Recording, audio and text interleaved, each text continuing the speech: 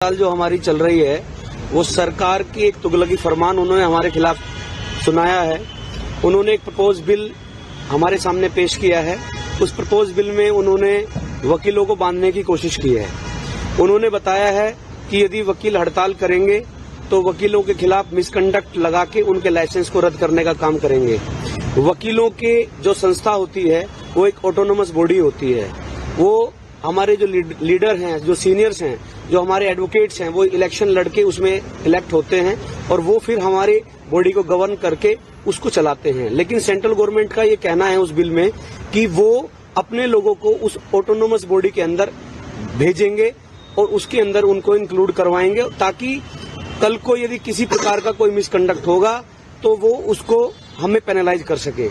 ये बात हमें मान्य नहीं है क्योंकि वकीलों की कोई सैलरी नहीं होती, वकील का कोई स्टाइफंड नहीं होता, वकील का कोई बीमा नहीं है सेंट्रल गवर्नमेंट के द्वारा, वकील को कोई ऐसा लाभ नहीं मिलता कि वकील सेंट्रल गवर्नमेंट के अंडर में काम करे।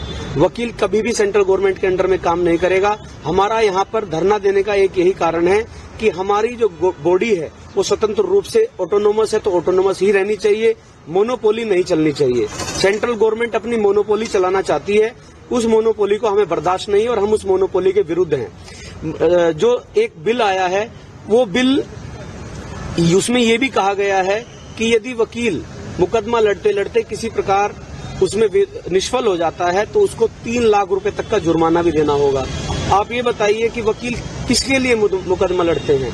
वकील समाज के लिए मुकदमा लड़ते हैं। दो पक्ष यदि लड़ेंगे तो एक ना एक तो हारेगा, एक जीतेगा।